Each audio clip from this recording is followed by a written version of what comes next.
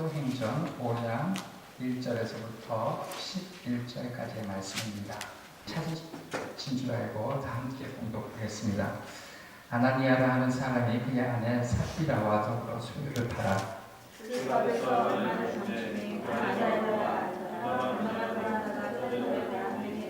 베드로가 이르되 아나니아야 어찌하여 사탄이 내 마음에 가득하여 내가 성령을 속이고 땅값 얼마를 감추었느냐. 나는 그대로 있을 때에는 내 사랑이 아니라 하나님의 내 마음을 사옵소서하느냐. 어찌하여 이를 내 마음에 두었느냐. 사람에게 거짓말하는 것이 아니라 깨닫는 게로다. 아나니아가 이 말을 듣고 엎드러져 혼이 떠나니 이 일을 듣는 사람이 다 크게 두려워하더라. 젊은 사람이 일어나 시신을 싸서 메고 나가 장사하니라. 3시간쯤 지나 그의 아내가 그 일어난 일을 알지 못하고 들어오니 베드로가 이르되 그 땅 반값이 몇 분이냐 내게 말하니 이르되 네 이것뿐이라 하더라.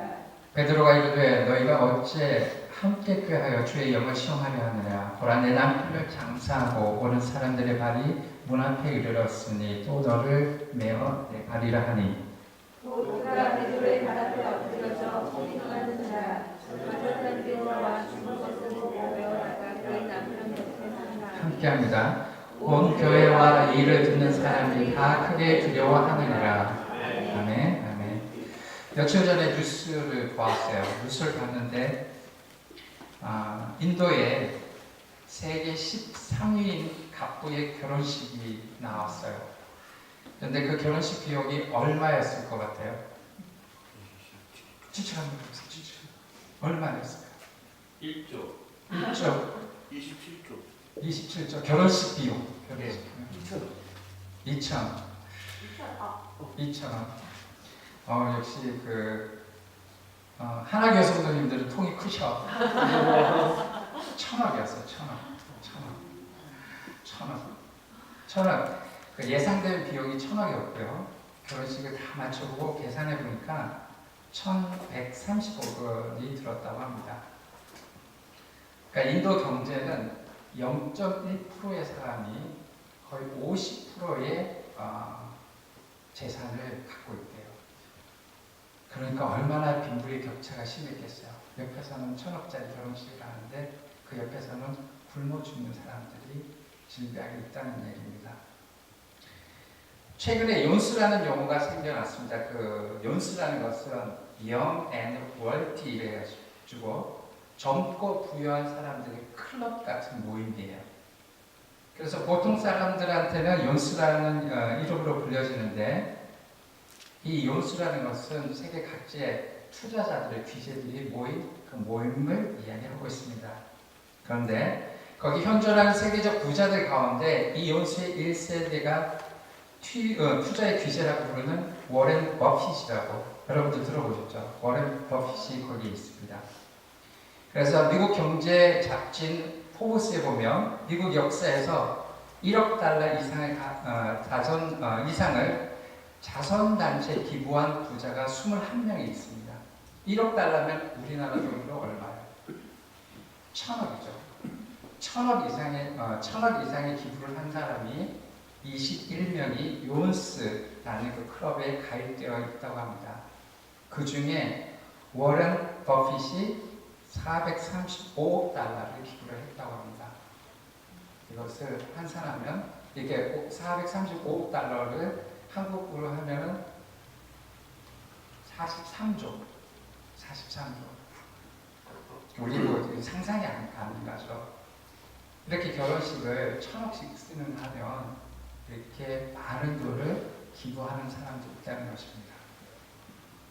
그 워런 버핏이 기부왕이라고 부르기도 합니다.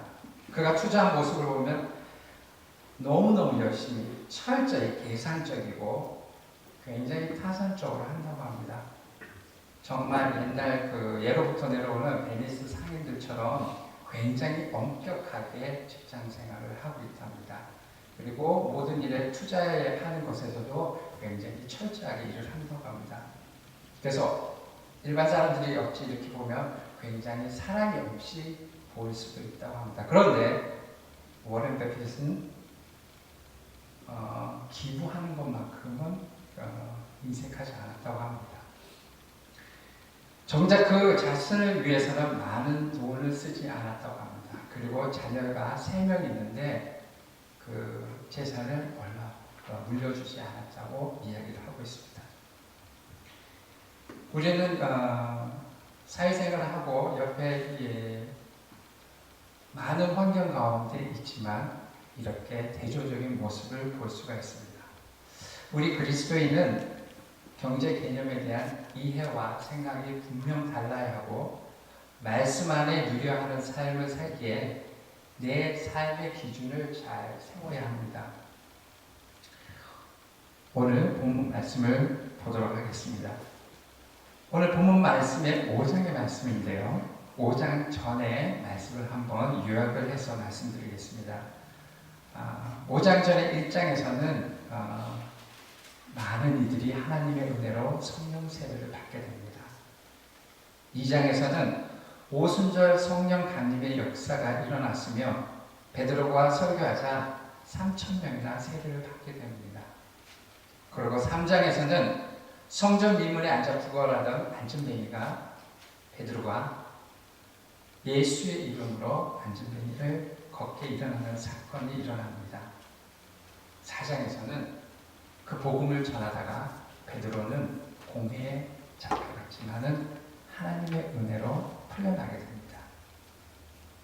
이런 일이 일어날 수 있었던 것은 하나님의 은혜와 성령 충만한 삶이었기 때문이었습니다. 그래서 초대교회 성도 한 사람 한 사람이 성령 충만에 사로잡혀 있었고 성령에 복종했습니다. 이렇게 초대교회가 성령 충만하니 아름다운 사랑의 공동체가 되었고 성령 충만하니 날마다 모여 예배하는 공동체가 되었습니다. 또 성령 충만하니 선교도 열심히 하게 되었습니다. 이렇게 성령 충만한 공동체를 잘 하고 있었는데 넘보는 자가 있었습니다. 그게 바로 말씀에 나오는 사단의 개입입니다. 그래서 그 아름다운 성령 충만한 공동체에 사단이 개입하기 시작했습니다. 본문은 하나님을 속인 아나니아와 삽비라의 비극적인 shehu와 사도들을 통해 수많은 표적과 기사가 나타나서 그럼에도 불구하고 더욱 복음이 전파되게 됩니다. 아나니아와 삽비라가 함께 은혜를 받은 자로서 베드로에게 땅을 바치면서 초대교회에 기여하고 싶었던 사람들이었습니다. 이 아나니아와 삽비라는 은혜를 많이 받은 사람으로서 어떻게 하면 교회에 좋은 일을 할까 월은 먹기처럼 그 기부하려고 마음을 가진 것이었습니다. 첫 번째 초대교회에 있어서 이 사건이 가지고 있는 이벤트에 대해서 왜 이런 일이 일어났는지 보도록 하겠습니다. 초대교회에 있어서 하나 둘 셋, 하나 둘 셋, 네, 감사합니다. 조금만 올려주시겠어요? 네. 초대교회에 있어서 그 그리스도인들을 가리켜 성도라고 합니다. 성도라는 것은 세상에서 따로 불러낸 거룩한 물이라는 뜻입니다. 사실 교회에 오니까 여러 가지 직분이 있잖아요. 뭐 집사님도 계시고, 뭐 권사님도 계시고, 뭐 장로님도 있지만은 그 이전에 우리는 저도 마찬가지지만은 그리스도 안에 모든 성도입니다. 성도.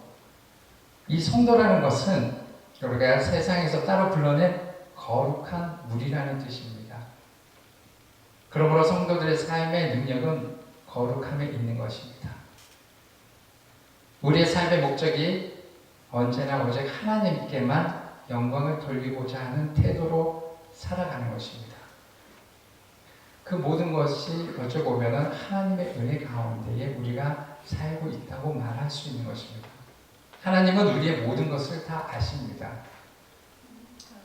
그러므로 하나님을 속이지 않는 것이 하나님을 하나님으로 대접하는 것입니다.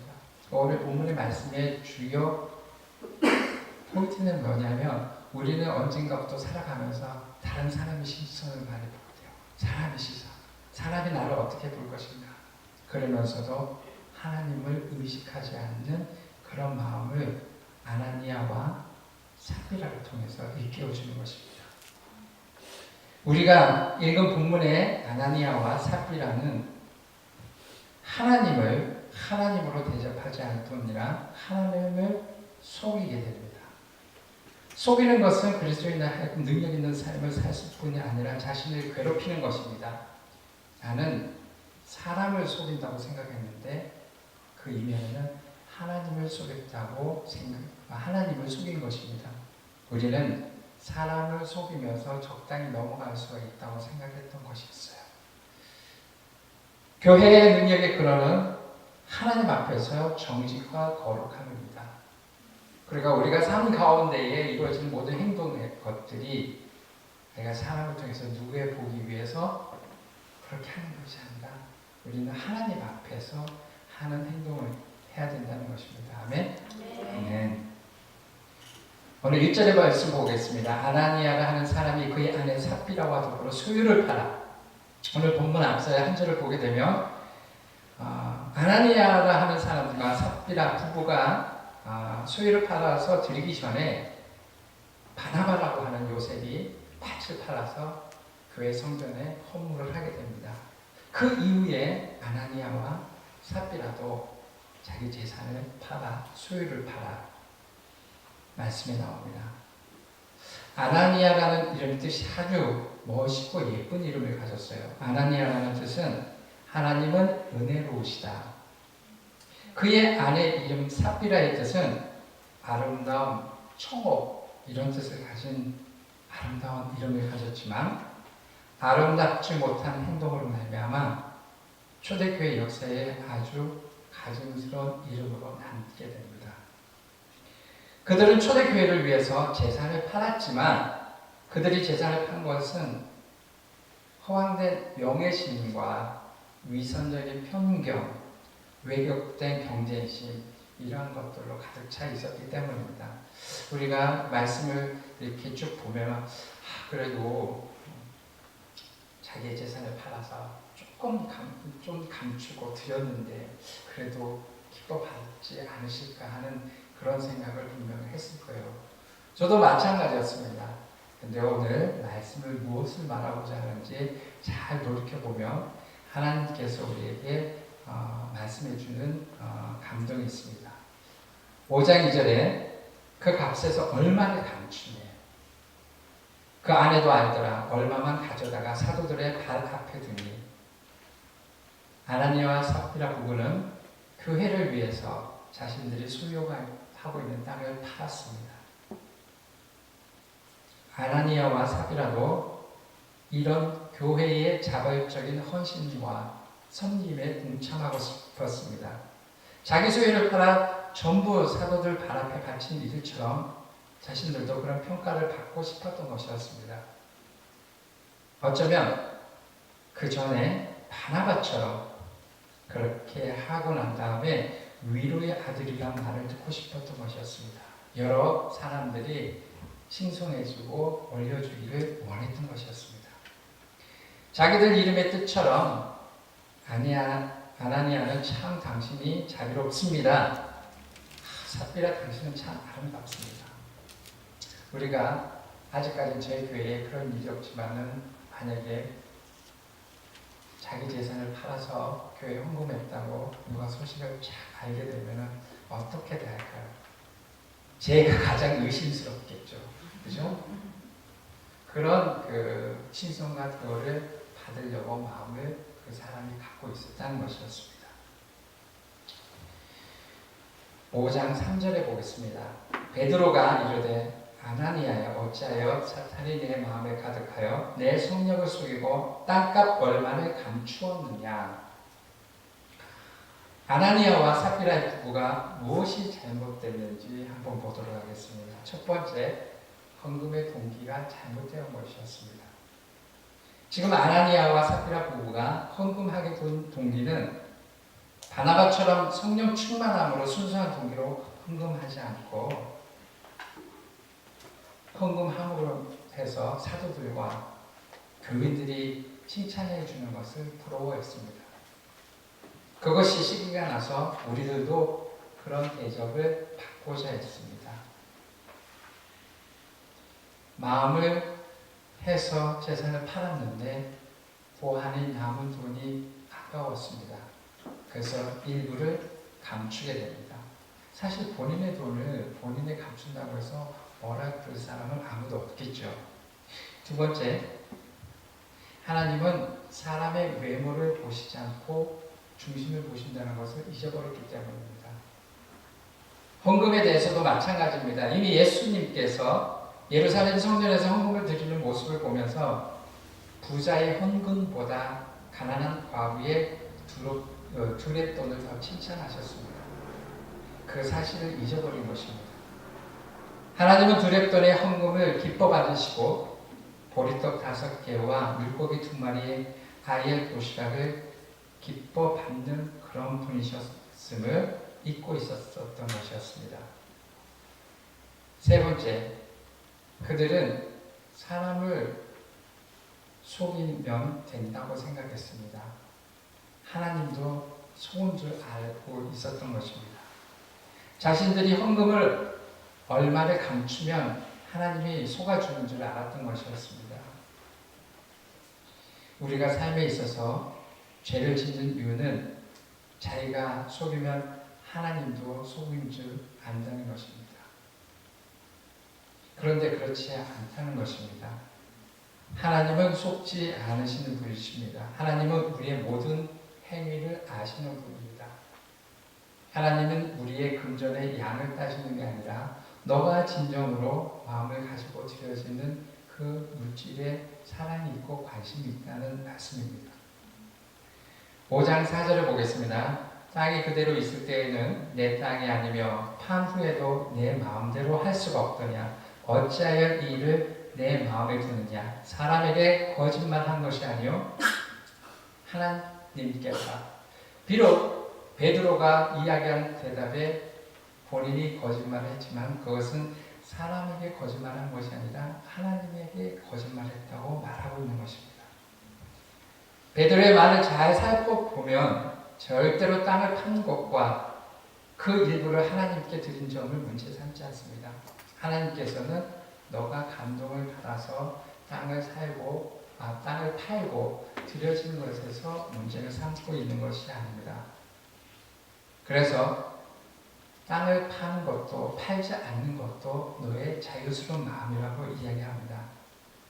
아나니아가 자기 뜻대로 땅을 팔 수 있고 판값을 자기 마음대로 처분할 수 있다는 것입니다. 그렇죠. 우리가 갖고 있는 모든 재산은 내 마음대로 내 것이니까 할 수 있습니다. 문제는 아나니아가 거짓말을 했다는 것입니다. 무슨 거짓말이죠?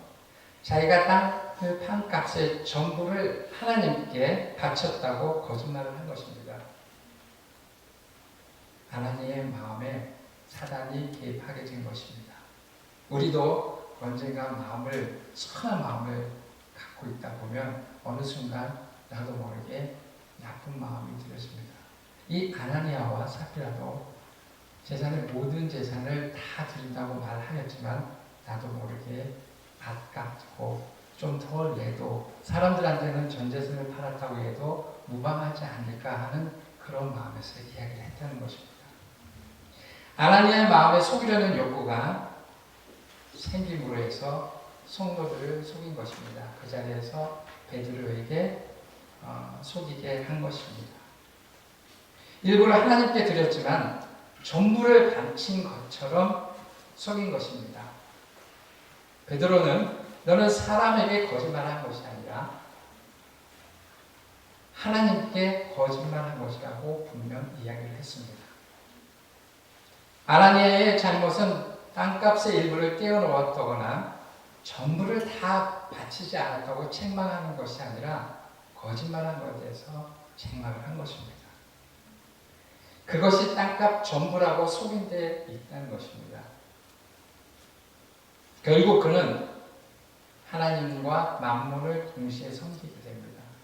그래서 참 우리가 이 만몬, 이 돈에 대해서 자유함이 없고 힘든 것을 알게 됩니다. 거룩한 생활을 하지 아니하고도 성도로서의 영예와 명성도 동시에 얻을 수 있다고 생각했습니다. 적당히 기부하면서 사람들한테도 칭찬받고 믿음의 크게 분량을 이야기할 수 있는 그런 것을 얻을 수 있다고 생각했습니다. 그러나 그들이 드린 대상은 하나님이었고 헌금은 성령이 임재하는 교회에 바쳐졌다는 것입니다. 똑같은 이야기입니다. 우리가 교회에서 헌금하는 데 있어서 그 헌금을 저를 준다고 생각하시면 절대로 안 되고 교회를 드린다고 생각해서도 안 된다는 것입니다. 헌금은 누구한테 드리는 것이죠? 그렇죠. 우리 출발점부터 제대로 알아야 된다는 것입니다. 우리의 몸과 마음은 다 기본적으로 알고 계시다는 것입니다. 때에 따라서는 우리가 그 선한 마음 가운데에 혹시 헌금을 드리면서 저한테 주신다고 착각을 하거나 외관상 보여지는 것은 분명히 교회에서 쓰임을 받습니다. 들어지는 그 손까지는 우리의 자유함에 있어 드리지만은 그것을 하나님한테 드린다는 그 사고를 잘못 생각한다면 우리는 언제든지 넘어질 수가 있습니다. 만약에 제가 무슨 잘못을 하고 약간 소홀하게 한다면 여러분들은 드려질 때 분명히 시험에 들 수 있습니다. 또한 교회 안에서도 마찬가지입니다. 오늘 아나니아와 삽비라의 말씀에 거해서 말씀드리는 것입니다. 절대 내가 드려지는 그 재물에 있어서는 하나님께 드리는 것이라고 말씀하고 있는 것입니다. 5장 5절에 아나니아가 이 말을 듣고 엎드러져 혼이 떠나서 이 일을 듣는 사람이 다 크게 두려워하더라. 너무 놀라운 사건이 벌어집니다. 아니 하나님인 사랑의 하나님인데 그깟으로 표현할 수는 없지만 그 작은 내 재산을 조금 남기고 말로서는 약간의 거짓말을 했는데 드렸긴 드렸어요. 다만 다 드리진 않았어요. 조금 감췄어요.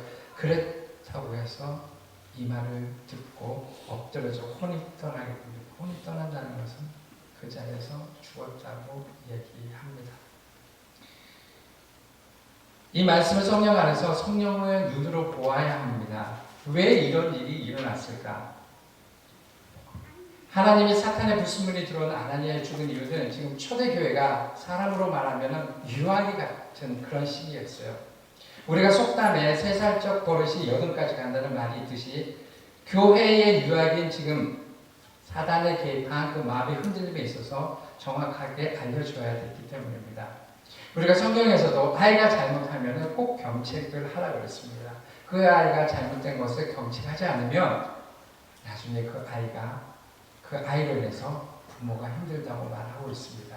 그래서 절대 잘못된 것을 바로 잡아주기 위해서 그렇게 허락하신 것입니다. 성경은 이외에도 말씀하고 있습니다. 어떤 일이 있었냐면 아가는 여리고 성을 점령한 후에 하나님께 바친 물건들 중에 은과 외투를 그리고 금 얼마를 몰래 감추었다가 온 가족이 몰살당하는 그런 일도 있었습니다. 그 밖에도 다른 향을 드린 제사장 나답과 아비후 하나님의 법궤에 손을 대었다가 즉시 죽음을 당합니다. 엘리사의 종 게하시도 물건을 감추었다가 나병에 걸리게 됩니다. 혹시 우리 자신이 삶을 살아가면서 약간의 거짓말을 해도 지금 아무렇지도 않다고 생각하고 있는 삶을 살고 아는지 경종으로 울리는 부분입니다. 하나님께서 지금 신약시대에 와서는 그런 부분들을 바로바로 경책하지 않습니다. 경책을 하지 않으니 내가 잘못이 없고 그냥 이 정도로 해도 된다고 이렇게 생각할 수 있는 부분에 대해서는 나중에 우리가 꼭 그 결과물에 대해서 확인을 받는다고 말씀하셨습니다. 5장 6절의 말씀입니다. 젊은 사람들이 일어나 시순을 싸고 메고 나가 장사합니다. 이 광경을 베드로와 아나니아와 있었던 게 아니라 젊은 사람들, 다른 사람들도 지켜보고 있었습니다. 그래서 젊은 사람들은 시체를 싸고 들고 나가 묻게 됩니다. 실제로 3시간이 지나 그의 아내가 일어난 일을 알지 못하고 들어오니 아나니아가 그런 일이 당하는지 모르고 들어옵니다. 그래서 베드로가 또 한 번 아내 삽비라에게 묻습니다. 내게 말하라 이르되 이게 다 이것뿐이냐 물었습니다. 베드로는 또 한번 삽비라 아내에게 용서할 시간을 줍니다. 만약에 예, 아니요 질문이 잘못된다면 어떤 일이 벌어질 줄 몰랐습니다. 하나님 앞에서 선한 양심을 가진 사람이라면 남편과 합심해서 일부를 감췄다 할지라도 양심이 찔려 내 사실이 아닌지라고 대답할 수 있어야겠는데 부인도 그 남편과 다를 바 없이 전부 드렸습니다에 대답을 하고 합니다. 5장 9절에 베드로가 이르되 너희가 어찌 함께 꾀하여 주의 영을 시험하려 하느냐. 보라 내 남편을 장사하고 오는 사람들 발이 문 앞에 이르렀으니 또 너를 메어 내가리라 하니. 이 아내인 삽비라도 그 자리에서 변을 당하게 됩니다. 10절 곧 그가 베드로의 발 앞에 엎드러져 혼이 떠나는지라 젊은 사람들이 들어와 죽은 것을 보고 메어다가 그의 남편 곁에 장사하니 남편 아나니아와 똑같은 일을 당하게 됩니다. 5장 12절에 11절에 온 교회와 이 일을 듣고 사람들이 다 크게 두려워하느니라. 우리가 그 광경을 보았더라면 두려워하지 않을 수가 없었을 것입니다. 만약에 우리가 지금 신앙생활을 하고 있는데 그러한 일이 벌어진다고 생각하며 하나님께 드려진 그 거짓말 때문에 옆에 사람들이 죽는다고 생각해 보세요. 정말 얼마나 두렵습니까? 어차피 이 사건을 보면서 사실 베드로가 한 일은 아니죠. 베드로는 묻기만 했어요. 베드로가 그 사람을 아나니아와 삽비라를 죽인 건 아닙니다. 주님 그렇게 변을 당하게 하시는 하나님이십니다. 베드로도 신앙생활하면서 3번 주를 부인하는 큰 죄를 저질렀지만은 주의 자리로 회복된 사람이었습니다.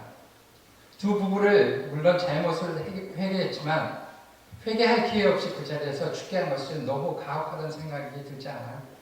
제가 생각해서 말씀을 보면서도 그렇게 거짓말했다고 그래도 드렸는데 조금 더 그렇게 거짓말했다고 이런 일까지 하면 그런 생각을 해보았습니다. 하지만 우리는 성경이 이해를 하지 못할 사건으로 볼 때 사도 바울과 같은 자세를 가져야 됩니다. 무엇이든지 전에 기록된 바는 우리의 교회를 위하여 기록된 것이다. 왜 이 말씀을 이 시점에 우리에게 전해 주었을까? 하나님은 완전하시기 때문입니다. 왜 이 시간에 이제 막 초대교회에서 부흥이 일어나고 성령 충만해서 복음도 열심히 잘 전달되고 많이 죽어가는 그런 영혼 구원들이 오는 이 시점에 왜 이런 일이 일어나게 됐을까? 아나니아와 삽비라는 하나님을 시험했던 것입니다. 우리 삶 가운데 늘상 사람의 눈빛과 그 사람을 위해서 사는 경향이 많은데 우리 그리스도인은 사람보다 더 중요한 하나님과 함께 한다는 것을 잊지 말아야 된다는 이 대목이라는 것입니다. 속일 수도 있어도 하나님은 절대 속일 수가 없다는 것입니다. 하나님은 교회의 정직을 원하십니다. 거룩하고 정결한 교회를 원하십니다. 수천 명의 성도가 주를 사랑하는 마음으로 헌신하고 봉사하고 구제하기 힘쓸 때 그 교회 한 부부가 하나님을 시험하는 죄를 범하게 됩니다. 그러자 하나님은 두 사람을 제거함으로 해서 성도들에게 믿음을 바르게 세울 것을 권하고 있습니다. 교회의 정직이 지켜졌을 때 사도행전 5장 12절에 16절에 보면 사도들의 손을 통해 표적과 기사가 일어났고 믿는 사람이 한 마음으로 모였으며 백성의 칭송을 받았습니다. 믿고 주님께로 나오는 무리가 많았습니다.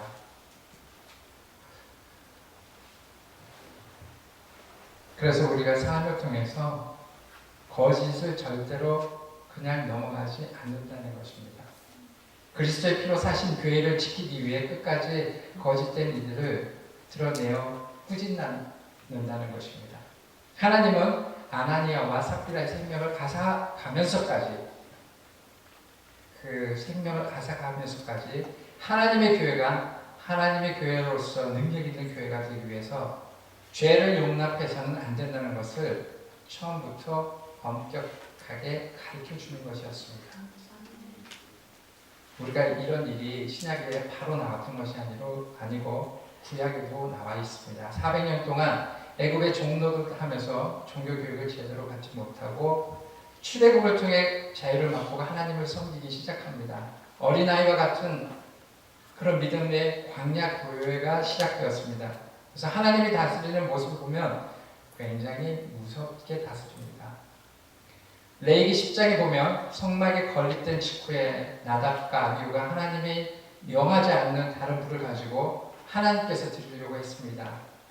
아무도 몰랐습니다. 당사자들만 알았습니다.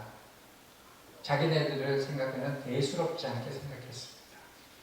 그래서 그런데 하나님께서 불이 와서 나답과 아비후를 삼켜버렸습니다. 우리는 이런 것을 볼 때 하나님께서 교훈하시고자 하는 것을 무엇인지 깨닫게 됩니다. 하나님은 이것을 통해서 온 백성이 하나님을 두려워하고 하나님 백성의 공동체를 파괴하거나 죄를 짓는 것에 단호하게 대처합니다. 오늘 말씀을 정리해 보겠습니다.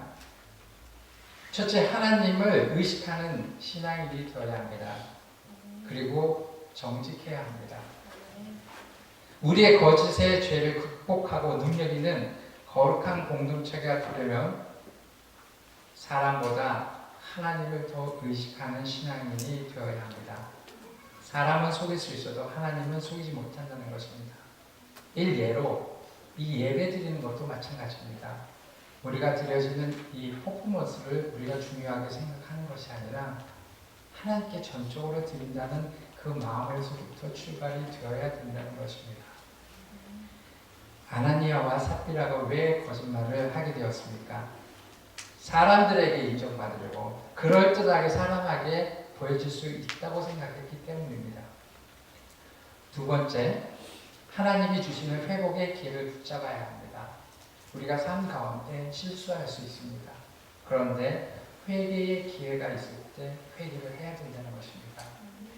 아나니아와 삽비라, 우리도 죄성이 있어서 저 때에 따라서는 이거 다 드리고 싶다고 고백하고 드리고 싶은데 저도 모르게 감출 때가 있다고 고백합니다. 그런데 하나님께서 물었을 때는 네, 다는 아닙니다.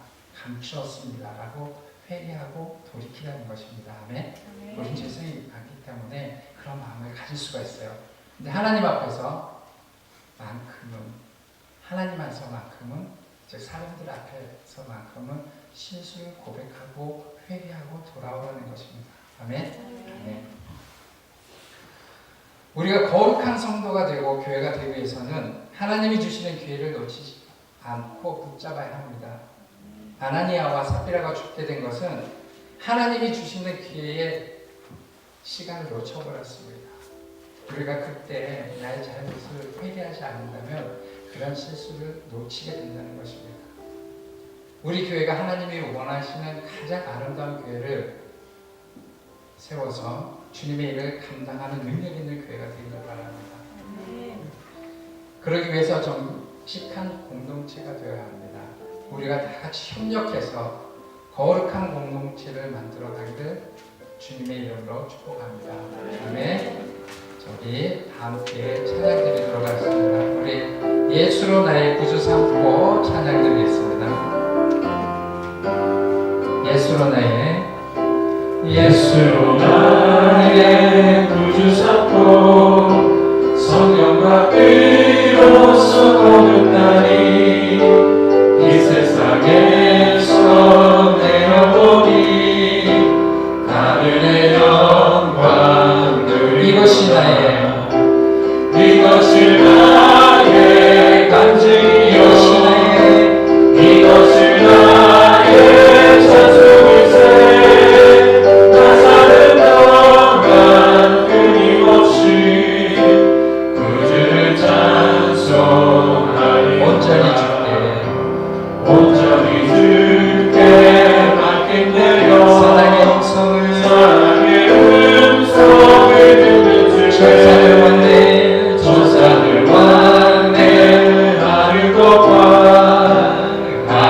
주의 영광 보이로 이것이 나의 이것이 나의 간증이요 이것이 나의 찬송일세 나 사는 동안 끊임없이 그들을 찬송하리 주 안의 기쁨 주 안의 기쁨 누리므로 마음의 풍랑이 잔잔하니 세상과 나는 간 곳 없고 구속한 주만 이것이 보이고 나의 이것이 나의 간증이요 이것이 나의 찬송일세 나 사는 동안 끊임없이 그들을 찬송하리로다. 아멘. 기도하겠습니다. 하나님 아버지, 말씀을 통해서 저희들 알게끔 해주시니 감사와 찬양이 드립니다. 우리 삶 가운데 내 생각으로 작은 것이라도 거짓말하지 않는 저희가 될 수 있도록 인도하여 주시옵소서. 우리 삶 가운데 사람을 두려워하는 것이 아니라 정말 나와 함께 하시는 하나님과 함께 있다는 그 믿음을 매 순간마다 인정할 수 있는 그런 믿음을 갖게 하여 주시옵소서. 그 믿음 가운데서 저희가 하나님을 경외하고 영광을 올려드릴 때에 저희가 진정으로 신앙과 믿음이 자라날 수 있도록 인도하여 주시옵시고 저희가 정말 정직한 공동체가 될 수 있도록 주님께서 은혜 허락하여 주시옵소서. 감사드리며 예수 그리스도의 이름으로 기도드립니다. 아멘.